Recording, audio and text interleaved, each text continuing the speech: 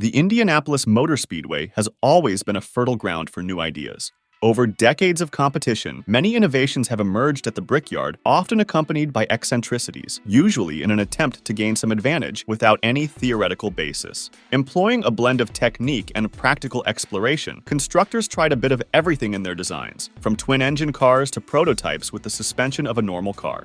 Despite not achieving significant results, these models left their mark on the history of the 500 miles by their complete extravagance, and in some cases, lack of common sense employed in their projects. Born into a family of entrepreneurs and engineers of European descent, Louis J. Fageol, or simply Lou Fageol, was a hydroplane pilot, race car driver, and famous designer of his time. In 1945, Lou inherited the leadership of Fageol Motors Company, a responsibility he shared with his passion for racing. Competing in aquatic races with speedboats, Fageol raced in Los Angeles for several years, even winning races. His interest extended beyond planes and boats. Starting with midget cars, the designer entered the 1941 Indianapolis 500 paired with Mel Hansen. Racing with a Miller Offie, the duo qualified 21st, but lasted only 11 laps before retiring. Among the company's products was the Twin Coach, a bus that employed two engines instead of one.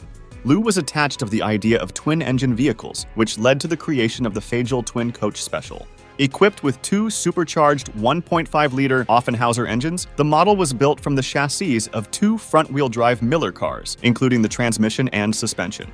The transmissions from both cars were installed in the Twin Coach, effectively making it a four-wheel drive vehicle. The car was entered for the 1946 Indianapolis 500, and despite its heavy appearance, it performed well in qualifying. With Paul Russo at the wheel, the number 10 Twin Coach Special qualified second at 126.183 miles per hour. Starting from the middle of the front row, Russo remained in the lead pack in the early laps, but an accident on lap 16 ended the car's race.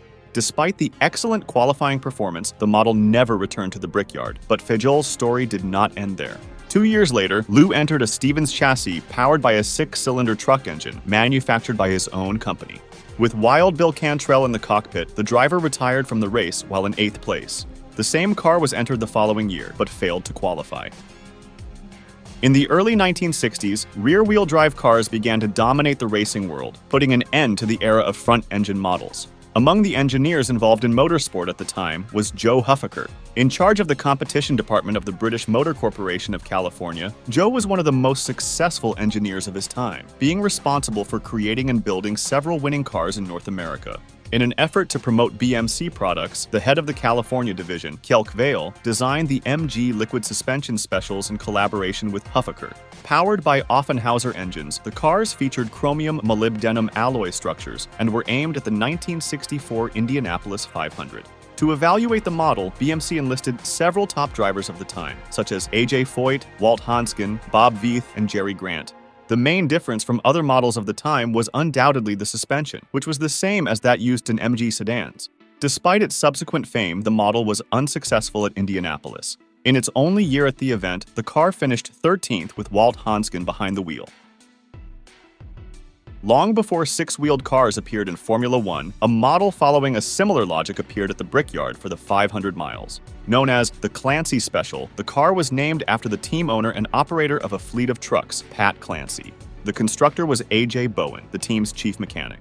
Bowen used the chassis and body panels of a Curtiss craft car as the base, modifying or adding parts to build the prototype. The front axle came from a 1930s Plymouth model, and the engine chosen to power the car was the Offenhauser, a common engine of the time. Clancy was one of the first to use magnesium wheels at the Speedway. All 6 were forged with the material, which, although lightweight, was quite problematic in case of fire. The 4 rear wheels drove the car similar to a truck, with 2 Pat Warren quick-change axles interlinked. According to automotive writer William Jeans, Clancy reportedly created the 6-wheeled car based on his experience with trucks. The team owner made a fortune in trucking, especially with heavy loads. For the businessman, his large twin-axle trucks seemed to have more grip and performed better than passenger cars on mountain climbs, even with their high weight. With this idea in mind, Clancy believed that having 2 extra wheels on his car could give it more grip and speed than a traditional car. His hypothesis was put to the test at the 1948 Indianapolis 500, with Bill DeVore behind the wheel. Despite being quite different, the Clancy Special did not disappoint and finished the race in 12th place. The following year, the model returned to Indianapolis, this time with Jackie Holmes in the cockpit. The previous year's result was not repeated, and Holmes had to retire after 65 laps due to a transmission failure. In the 1960s, the cars of the 500 miles made a huge technological leap. The cars became smaller, the engine moved from its front position to the center, and wings began to appear on the models. The engine gained power, and some adventurers even tried to race with aircraft turbines. Amidst this boiling pot of creativity and experimentation, team owner, driver, and mechanic Smoky Yunick tried to stand out with a very unusual car. The Hurst floor shifter special was built by placing an Offenhauser engine in the very center of the car. With no space, the brave driver had to sit in a small cabin installed next to it, almost hanging between the front and rear right wheels. The layout was so strange that it made it seem like the driver was attached to the model with a sidecar typically used in motorcycles. Despite its oddity, the front of the model paid attention to how it cut through the air, making it one of the first cars at the Brickyard to show attention to aerodynamics. Whatever Yunick's idea was, the model did not perform well at the event. In the 1964 edition, the car hit the track with Bobby Johns at the wheel and failed to qualify for the race. With the failure, the car was immediately retired and fell into obscurity for a while until it was recovered and taken to the museum at the Indianapolis Motor Speedway. The last case is completely strange. A manufacturer of small aircraft, Dean Wilson entered the world of motorsports, encouraged by one of his clients. Impressed by the performance of his plane, a businessman suggested to Wilson that he should use his knowledge of aircraft to build a race car. With no idea how to design a car, Wilson developed the Eagle Aircraft Special. The car was completely different from anything that had appeared at the Brickyard. With strange curves, little attention to aerodynamics, and practically no wings, the car hit the track with Kenny Hamilton at the wheel for the 1982 Indianapolis 500. The driver tried to help with the car's design, and some suggestions and a more conventional car design were presented to Wilson, who rejected the proposal. For him, ground effect, which was already in full use in various categories, was some kind of conspiracy, and his car was designed based on what he called air effect.